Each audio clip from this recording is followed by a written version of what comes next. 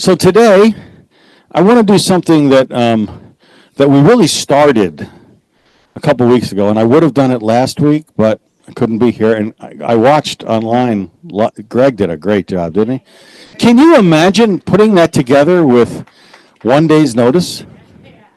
I mean, that was like wow. It was amazing. Yeah. So, so we're already talking about like, what about next time? 'Cause hopefully, it never happens like that again. But we're gonna go back to where we were, and in Daniel, and I just want to read just a small section of the chapter, just to kind of get us back in the mindset of where we're at. So in Daniel chapter 7, verses 9 through 14. The scripture says, I watched till thrones were put in place, and the Ancient of Days was seated. His garment was white as snow, and the hair of his head was like pure wool. His throne was a fiery flame, its wheels of burning fire. A fiery stream issued and came forth from before him. 1,000 thousands ministered to him.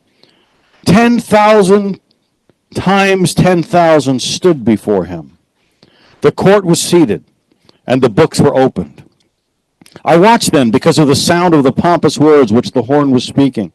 I watched till the beast was slain, and its body destroyed and given to the burning flame. As for the rest of the beasts, they had their dominion taken away, yet their lives were prolonged for a season and a time. I was watching in the night visions, and behold, one like the Son of Man, coming with the clouds of heaven. He came to the Ancient of Days, and they brought him near before him. Then to him was given dominion and glory and a kingdom, that all peoples, nations, and languages should serve him. His dominion is an everlasting dominion, which shall not pass away, and his kingdom, the one which shall not be destroyed. So this passage is obviously this where we get this phrase, the Son of Man, from. And last time when we met, when I was here, we talked about the phrase, Son of Man. And I actually presented to you a chapter, not all of it, but excerpts from a chapter. I gave you the whole chapter from a book by Daniel Bayarin called The Jewish Gospels, chapter 2, and we went through that, and I showed you some remarkable thoughts by this guy. So that book it's actually a readable book. You saw that. He wrote another book called Borderlines. Now, the book Borderlines, two different words, you can see in that one handout you got, was a book that he wrote 8 years earlier, and it's about the developing of the lines between Judaism and Christianity. Has anybody here read that? Nathaniel's read it. It's a challenging read. It's readable, but it's a challenging read. And it's a fascinating book, and he just explains how it actually took 6 centuries before Judaism and Christianity could actually be considered separate, distinct religions. And what's interesting about that is the guy's a traditional Jew. He's not a messianic. He doesn't believe that Jesus is who we all believe Jesus to be. But he says it took 6 centuries. So for that long, Judaism and Christianity was a sect within Judaism. So Borderlines is about the development of the lines between the two faiths and how that happened and what was the process from the mind of a person who doesn't believe that Jesus is who we believe him to be. And so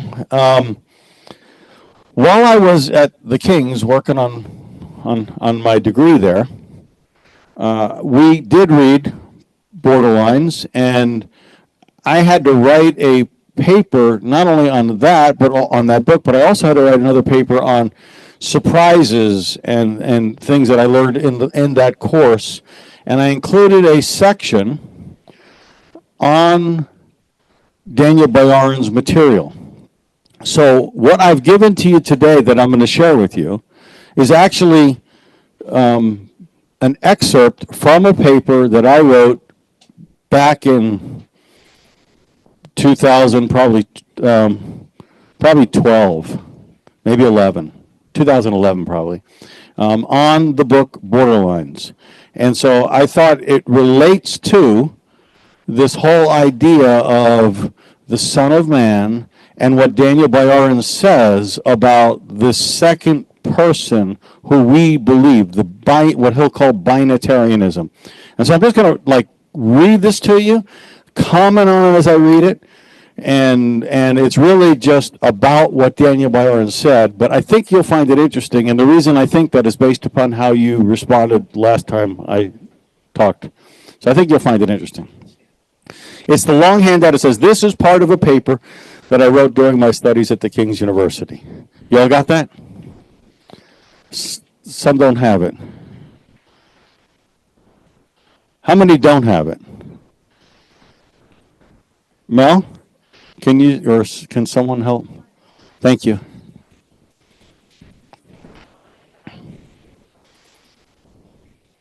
And I apologize. It's on the table, yeah.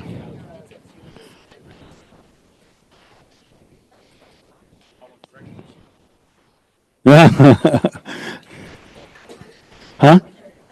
We're out. Could you share the link and let people pull it up on their phones?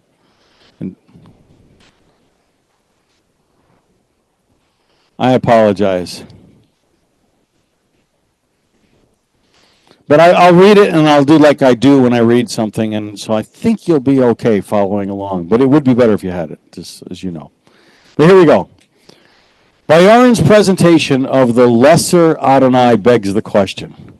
So, as you will remember from what we talked about last time, he makes the point that in Judaism, by the time that Yeshua is walking the earth, there is this perspective within Judaism that he will say most Jews have. He actually doesn't say many.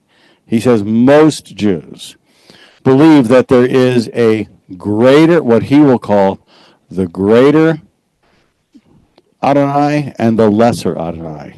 Yud He Vav He. The greater one and the lesser one. And that this view that there was actually two persons in the singular God. Now we can understand three Trinitarians. But from a Jewish perspective, if you don't believe when you come to the place where you accept the idea that there is a second person in God, it's an easy step to go to the third. That's not an issue at all. The issue for a Jewish person is to come to the place where you will realize that there could be a second.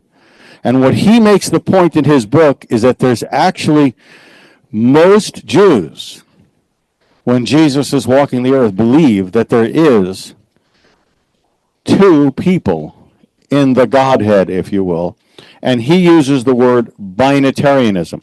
In fact, in the other handout that you have, at the top of it, I give a little definition. Binitarianism is the belief in a two-part God. By way of explanation, Trinitarians believe in a three-part God, and we'll come back to that in a moment, that sheet. Going back over to the longer handout that we're talking about. Bayarin's presentation of the lesser Yahweh begs the question.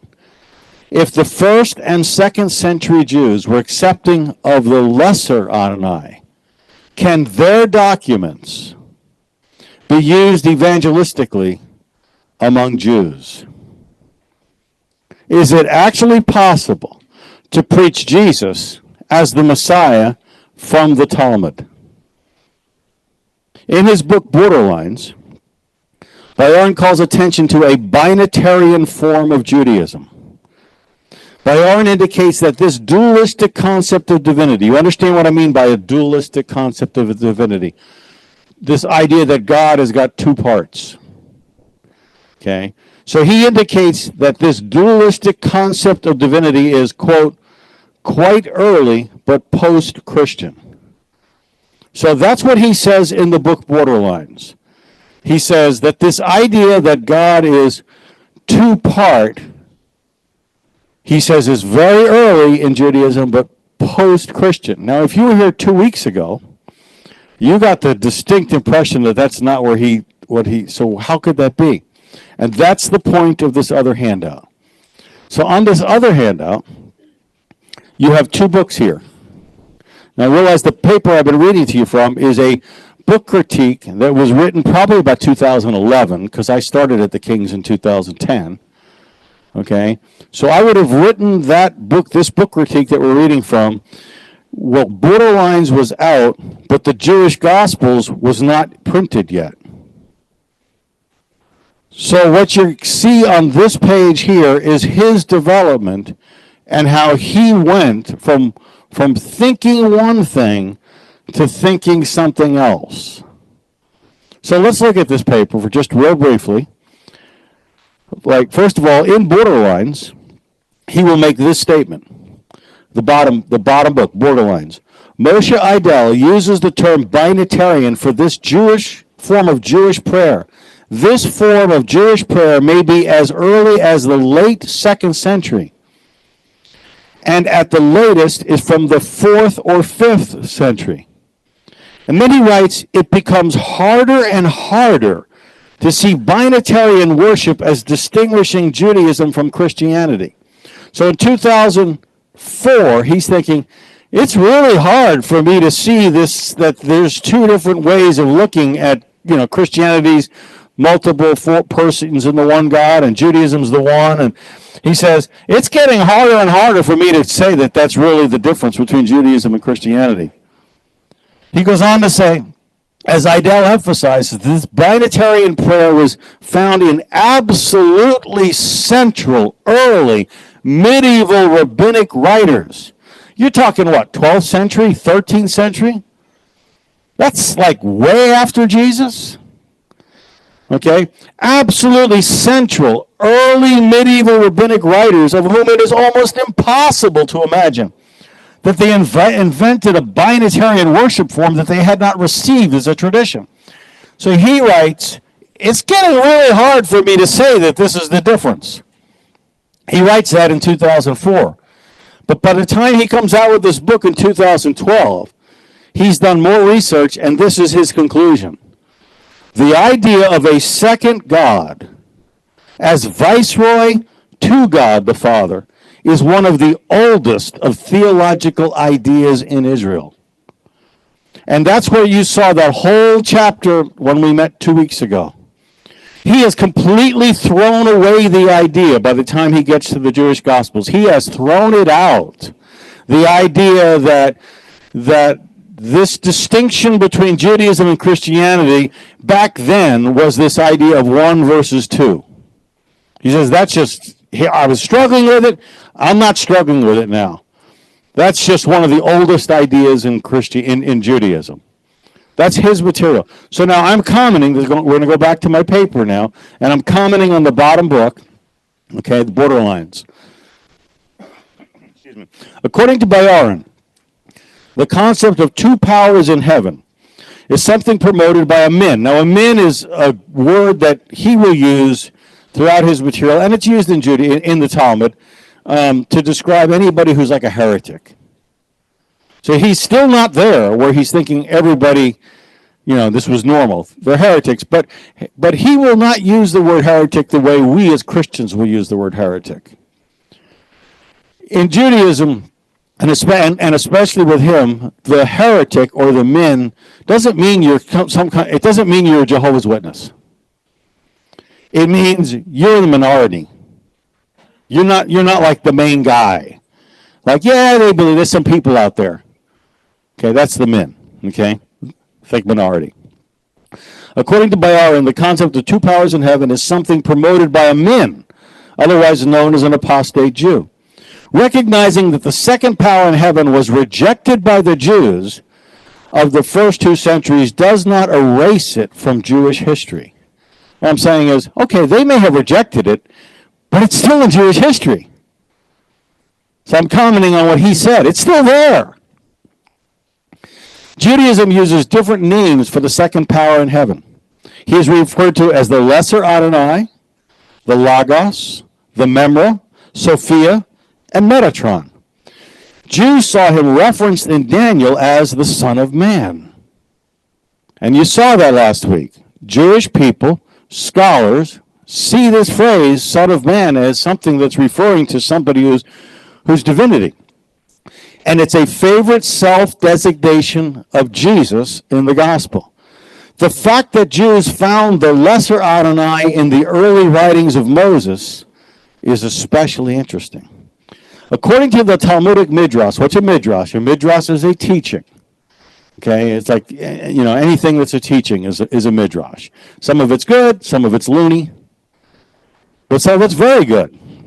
Okay, so according to a Talmudic Midrash, on Exodus 23, Adonai wanted Israel to relate to the angel that Adonai would send with his people. Apparently, the angel that God sent with his people in the desert was a different person from Adonai himself. Exodus 23:20.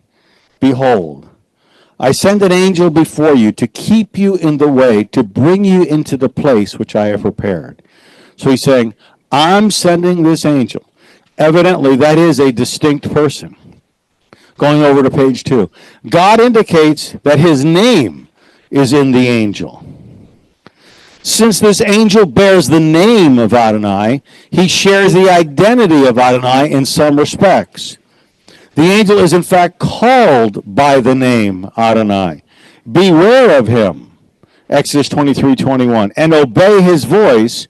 Do not provoke him, for he will not pardon your transgressions, for my name is in him. So God says there's this angel in Exodus 23:20. We're not even talking Talmud now. We're talking Torah. There is this angel, and my name is in him. Now, the most identifying characteristic of any being is their name. Okay? I could gain 100 pounds, I would still be Greg. I could lose 30 pounds, I'd still be Greg. I could go through surgery and have a leg removed, I'd still be Greg. No matter what you do, I'm still Greg. When God wanted to change somebody's identity, he would change their name from Jacob to Israel. Your name is your most identified. There's nothing that identifies you more than your name. God takes names upon himself for the purpose of showing people who he really is. So what God is saying in Exodus 23:21, there is an angel, and he is called by my name. That's a pretty strong statement. Okay? On the other hand, I go on with the paper. The angel is distinct from Adonai, for Adonai sends him. Another unique quality of this angel is that he has the power to forgive sins, a privilege that belongs to Adonai. The notion that the Son of God, Jesus, should have the power to forgive sin is not new for Christians.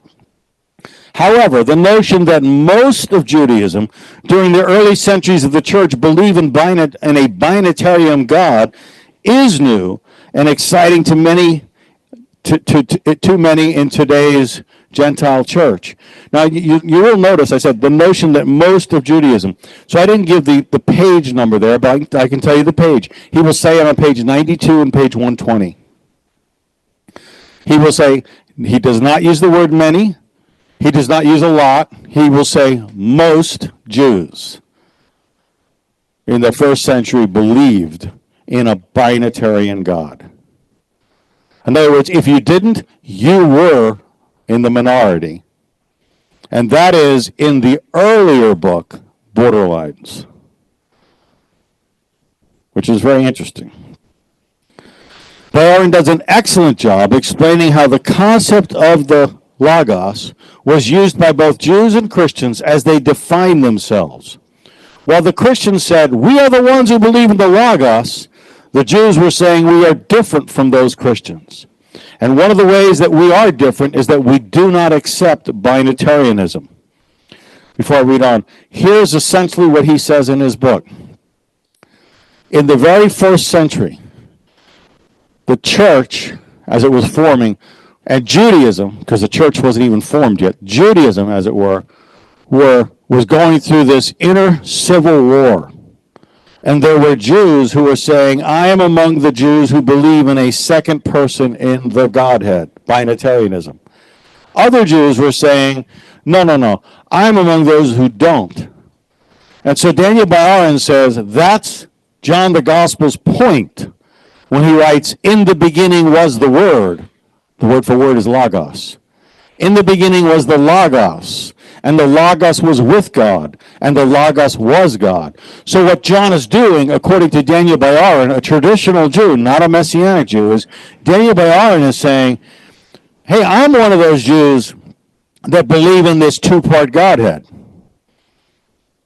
And Daniel Bayarin directly says that as there were these borderlines forming between Judaism and Christianity, the first border incident was over this one issue right here. Are you one of those Jews who believe that God actually has two people in the Godhead? That was the first, according to Daniel Bayarin. So, going back to the paper, many in the church would find this interesting, and such familiarity can only equip Christians to evangelize Jews. You can see why. It's in your heritage to believe in more than one. It's in your Torah. It's in Exodus 23, 20 and 21. Bayarin says, quote, Metatron may indeed be the figure in non-Christian Jewish myth who is most closely related to Jesus. This person, Metatron. That seems like to look a lot like Jesus. He says, but Christians don't worship Metatron. They worship Jesus. The Jewish men, that is the smaller group, the Jewish men, however, like Christians, is binitarian. This smaller group of Jews, just like the Christians of the year 2025, they're binitarian, except we're Trinitarian, who holds that the angelic vice-regent Metatron is to be worshipped. Could it be that Bayarin is failing to adequately appreciate the concept of prophetic foreshadowing? Could some of the Talmudic writings about Metatron be similar in nature to what modern Pentecostals call prophecy? This is not to say that the Talmudic Jews who recognize the lesser Adonai wrote Holy Scripture, far from it. However, could it be that some of the Talmudic rabbis were led of the Spirit to acknowledge the existence of a lesser Adonai? Were some of the writers of the Talmud actually doing that, is the question that I'm raising, having read Bayarin. It is worth considering those Talmudic visions. So in this paper, I'm talking about what I'm going to do in this paper now. First, in this paper, we will consider the various names of the second person in the Godhead, as Bayarin identified them. More time will be given in this paper to the name Metatron, in light of Bayarin's observation that, quote, Metatron may indeed be the figure that a non-Christian Jewish myth who is most closely related to Jesus. So what I do on the rest of page 3 is I just begin to go through the other names. I'm not going to do that with you here today. Okay, but you can read it. And I just go through them, the other names that he said. I mentioned Sophia. I mentioned Memra. Going over to page 4.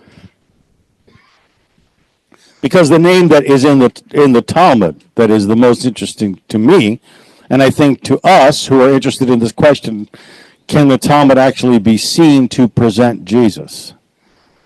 This name Metatron becomes interesting. Top of page 4. So what does the Talmud say about Metatron? The Metatron is mentioned in only 3 places in the Talmud. So H-A-G, Hagia, is a tract, one of the 63 books of the Talmud. So Hagia 15a, Sanhedrin 38b, and Avodah Zarah 3b. Those 3 passages in the Talmud will use this word Metatron, and what I'm going to do is actually give them in the paper and explain, isn't this kind of interesting the way it puts it? Okay. Could these texts be used to establish Jesus as the lesser Adonai? First, Metatron is mentioned in Hagia. Okay. Archer, it's a guy in the Talmud, cuts the plants. It is of him that Scripture says, suffer not thy mouth to cause thy flesh to sin. And then it asks the question, what is Ecclesiastes 5 verse 2 and Ecclesiastes 5 verse 6 referring to? He saw the Metatron. So the Talmud is saying, this guy Archer saw the Metatron, to whom is given permission to sit to record the merits of Israel.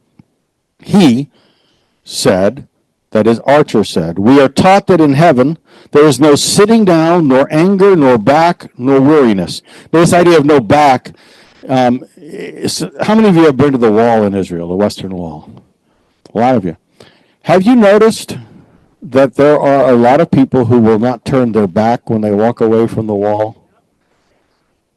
Right? There you go. So that's kind of, here's the part of that tradition right there. So as you don't give God your back. Okay? So he says, we're taught that in the heavens there's no sitting down. You don't sit in God's presence. Nor anger, nor back, nor weariness. Now this is Talmud. David sat in the presence of God. Okay? So not everything in the Talmud is God. Okay? But it's still very interesting. Okay? Are there, God forbid, two first principles, he asks? So let me just explain what is this idea of a first principle. Let's say I drop this lighter. And so the lighter goes and it hits the floor. Okay, why did the lighter hit the floor? Because I dropped it. But where did I come from? My mother. Where'd she come from? And you just keep going back, and you keep going back, and eventually you come to the first principle. Where'd the Big Bang come from? And so the Talmud is asking the question here, are there, God forbid, two first principles? Are there two who have always been? Always been. We'll address this when we get back to the longer handout, which we may not get to today, because I'm taking more time here than I thought I would. Then it goes on to say, they brought out the Metatron and gave him 60 strokes with a lash of fire. They said to him, what is the reason that when thou sawest him, thou did not rise up before him?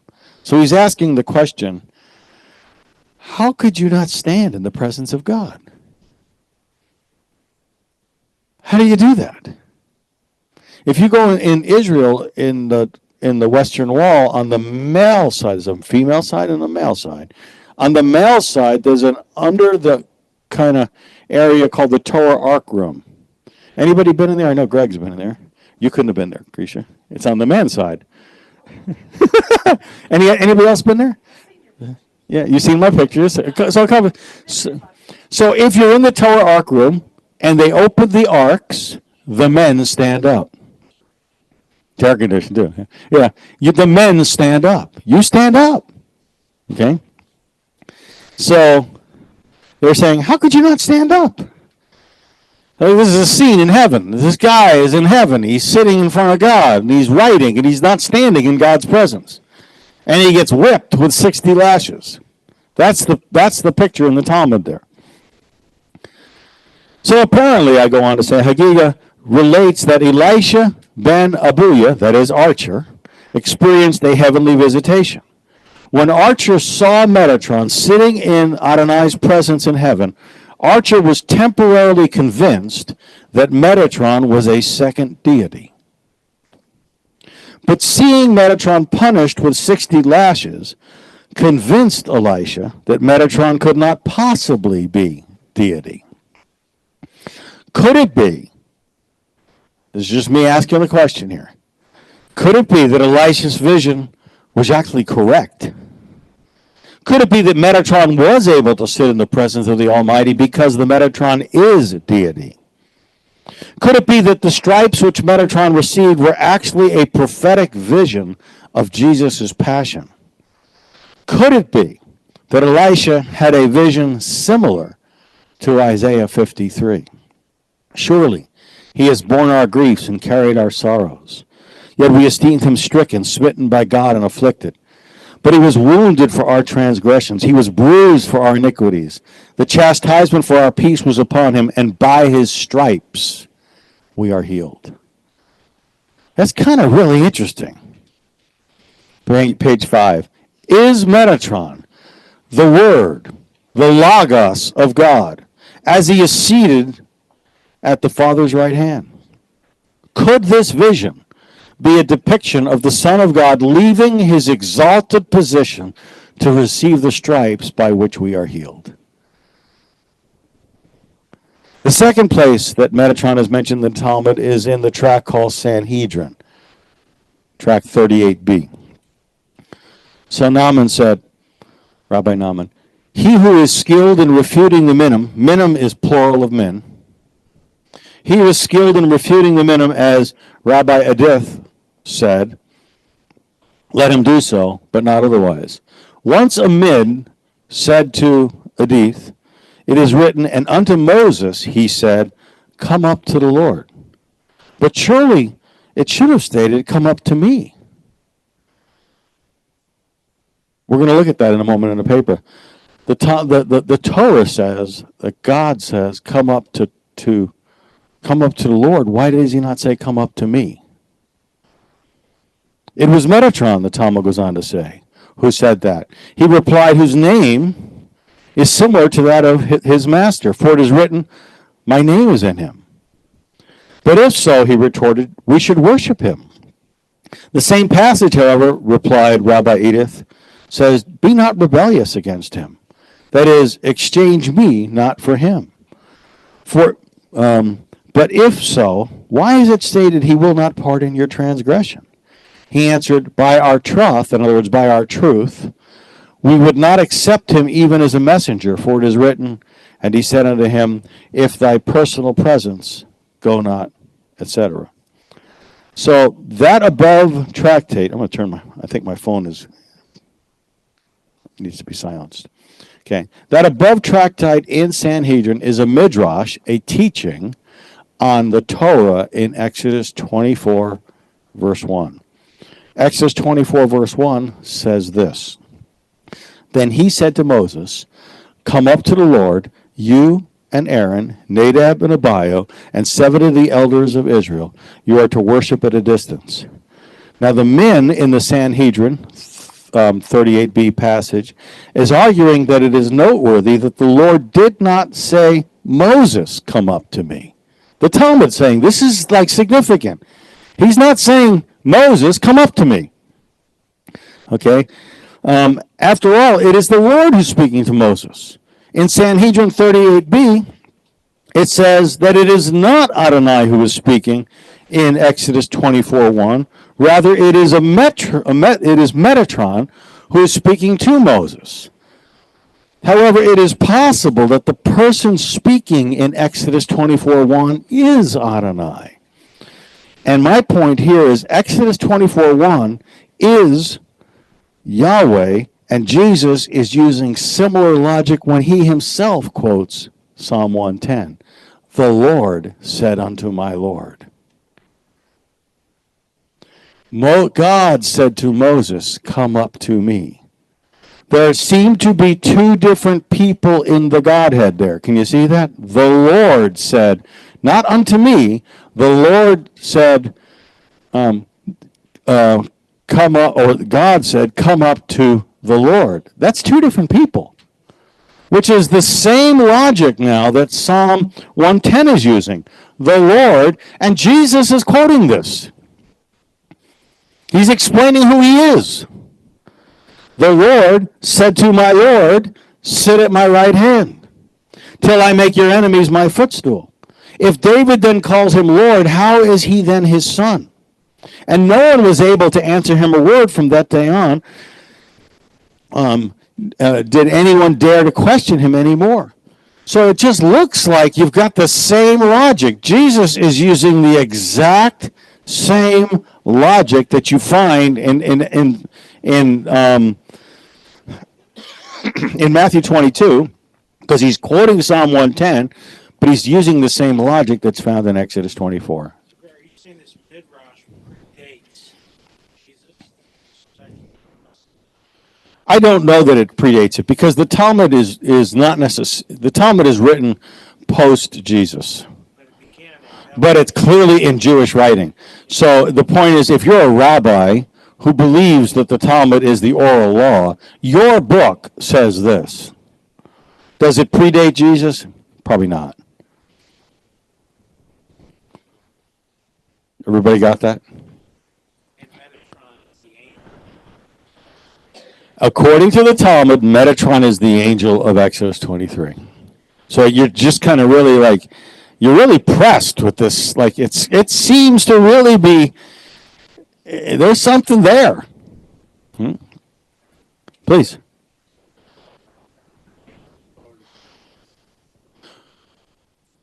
Okay, so we are talking that. Yeah, the question is, so we've been told that the angel Lord is Jesus. We believe that. And you're asking, is that who we're talking about here? We're going to say as followers who worship Yeshua as part of the Trinity, yes. The angel Lord is, certainly in the Old Testament, it's almost always got to be Jesus. Okay? There might be some exceptions where it might not be. And in the New Testament, it may not be at all. Okay? But in the Old Testament, you're really stuck with that. Like the angel of the Lord, Exodus 23, verses 20 and 21. God says, I'm sending my angel. And there's a lot of other verses where we've seen that in here.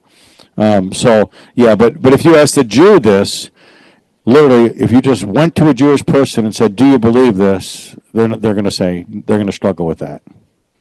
So it's a good question. Okay, bottom of page 5. Finally, it is interesting that the gloss, and let me tell you what the gloss is like. Okay, so you have the Talmud, 63 tractates. The Talmud is basically take the Mishnah. Mishnah is not Midrash. Don't confuse those two words. Very different. Okay? Midrash is just any teaching. Could be cuckoo stuff, could be good. Midrash. Okay? Mishnah is the core of the Talmud.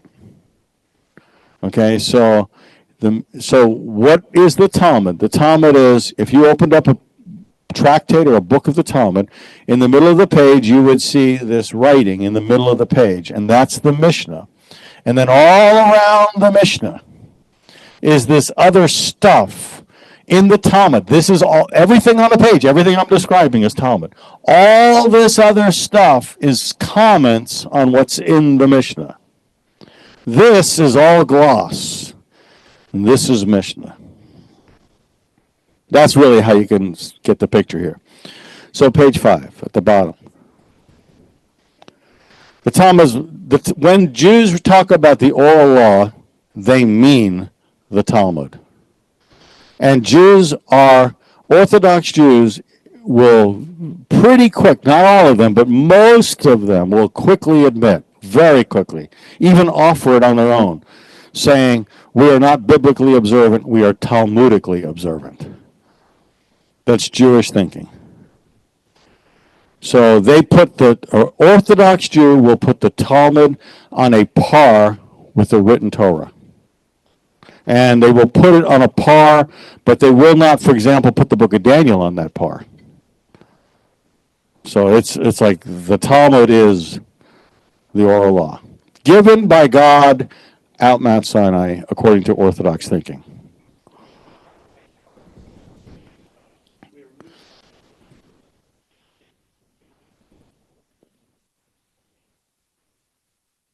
Yeah, let me just give a word. It's easy for us to see problems with the Talmud, and we can. But I want you to imagine that it's 1,000 years from now, and the Lord has not returned. I know that's not going to happen, but if it did,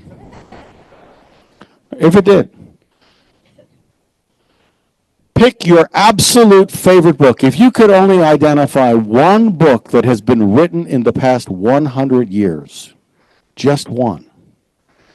Of all the Christian books you've read, if you could identify just one, what would be the best book you could identify, you personally? Here's my thought on that. Why would you necessarily think more highly of that book than you would of the Talmud? Because you won't think that way of that book 1,000 years from now if the Lord hasn't returned.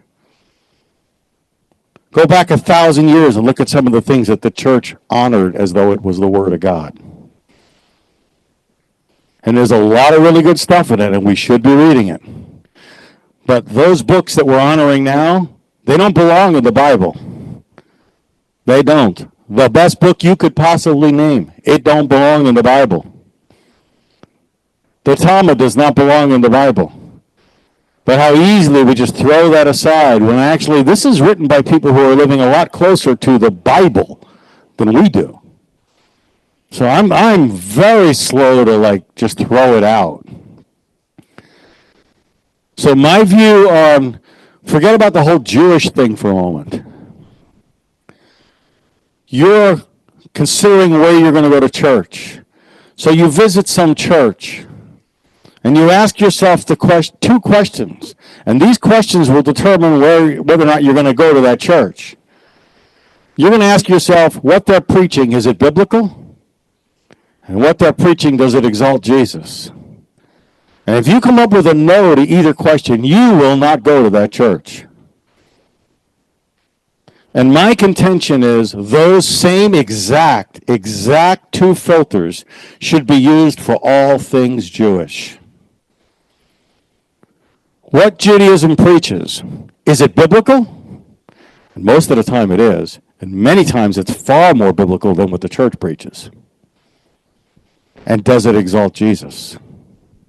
And if you will use those two filters for all things Jewish, if it doesn't exalt Jesus, if it's not biblical, but if it does those two things, my contention is what I have found is you will find 10,000 things that Judaism got right that the church got wrong. And you will find, but you'll find the one thing, the big kahuna, that the church got right and the church and Judaism got wrong in terms of Judaism today. And that's, who is Jesus? So when you take the things of Judaism and the things of the church and you bring them together, you walk into this place of immense wealth because you're getting things that the church is just blind to. They don't get it. And you see that because studying the Torah, studying Jewish stuff. But Jesus is Jesus. And you don't throw the big kahuna out for, I don't care, 10,000 other things. But those 10,000 other things will take your understanding of Jesus to a whole nother level. Did you have something, Kristen?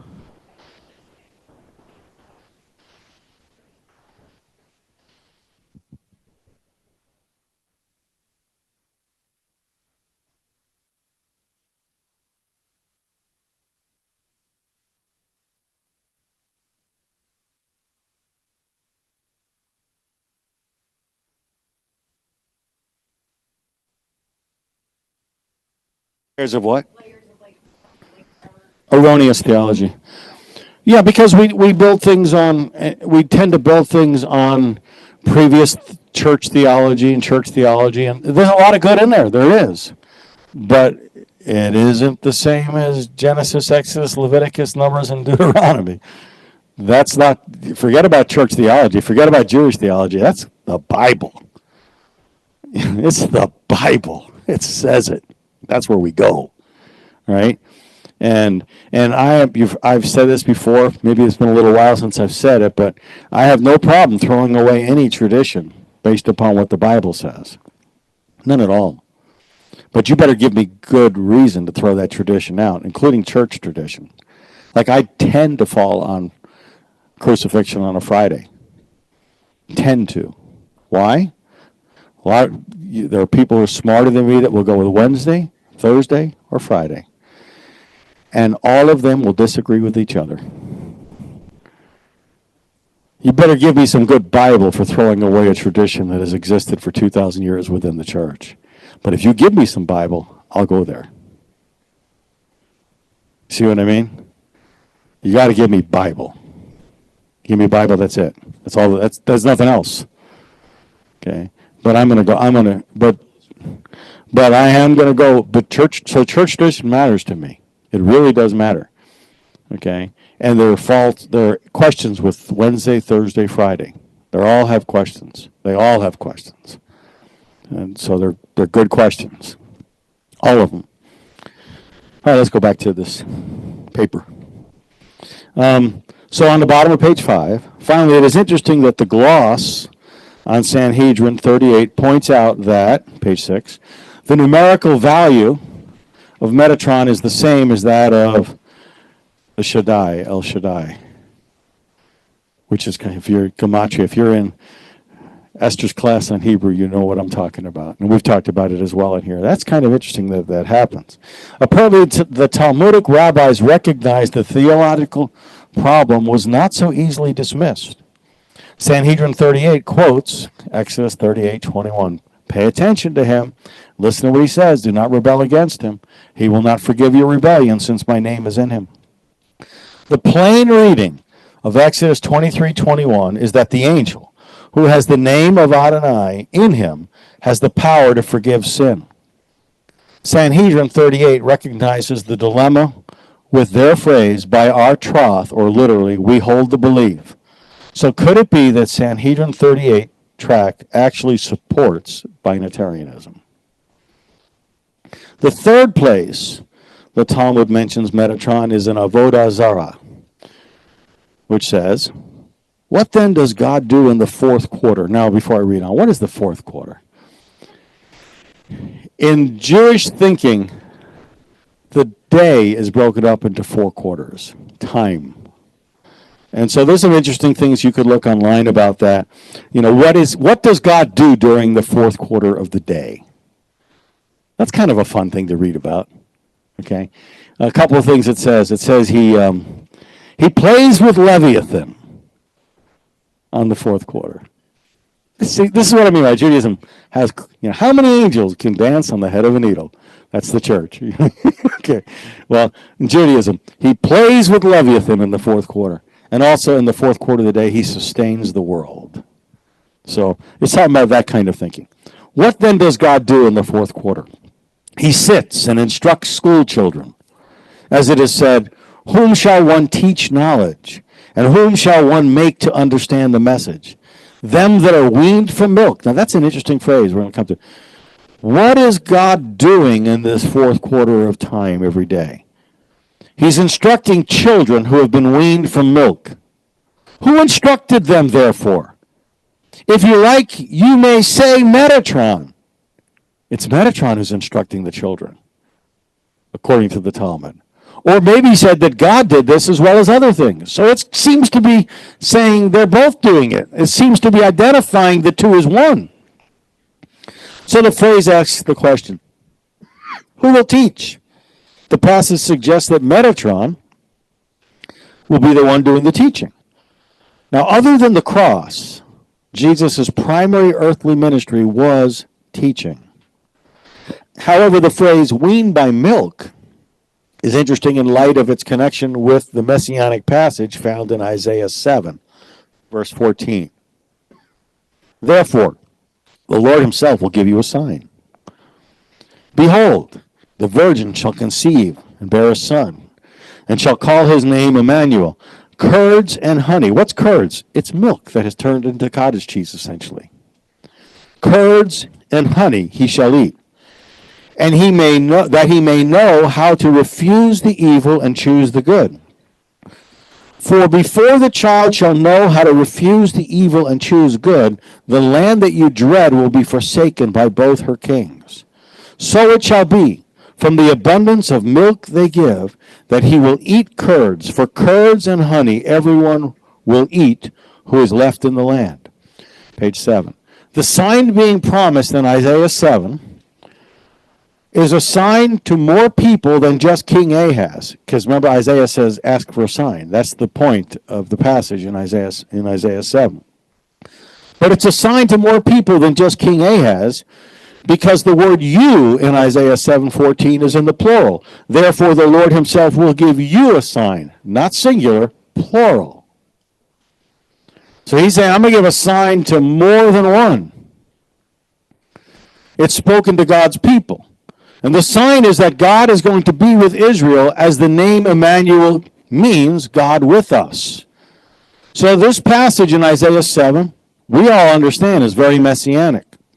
The messianic promise of Isaiah 7:14 describes a boy, as he grows, is weaned from wrong to right. Now, obviously, there's an issue here. This can't be Jesus. But nevertheless, just stick with it. Okay, weaned from wrong to right. Both Isaiah 7 and Avodah Zarah use the metaphor of dairy.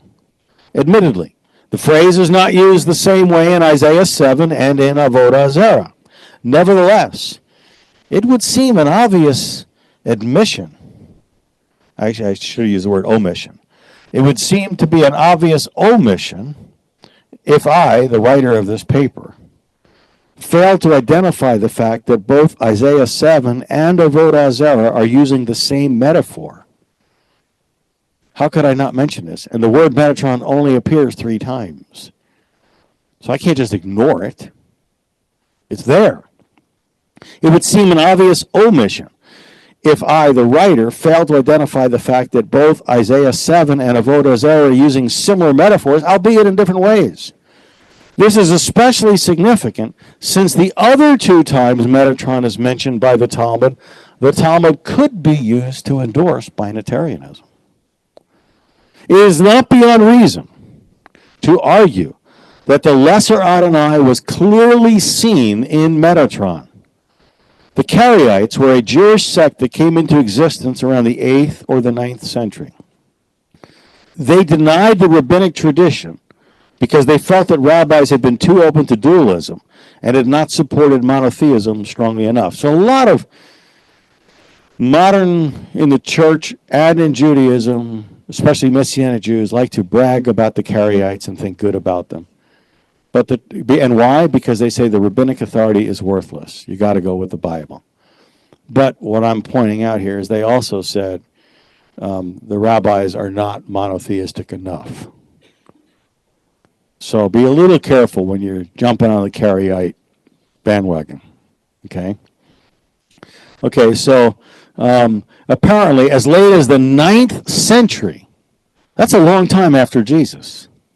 Apparently as late as the 9th century, the debate over the Lesser Adonai was significant enough to call into question the essence of a rabbinic authority. In other words, the Karaites arose because they were angry with the rest of the rabbis because they're not monotheistic enough. So the whole Karaite movement started because of binitarianism. That is kind of interesting. This is a millennium after the fact. That being said, it seems reasonable to raise the question today. Only this time, the author, that is me, is raising the question in support of binitarianism. While the Metatron can be seen as part of a dualistic God, he is also seen as the Lesser Adonai. Jesus presented himself as one with the Father and also as the Lesser Adonai. I and my Father are one. That makes him Adonai. My Father is greater than I. That makes him the Lesser Adonai. Is it possible then to preach Jesus as the Lesser Adonai from the Talmud, based on the 3 passages where the Metatron is actually presented in the Talmud? The answer seems to be yes.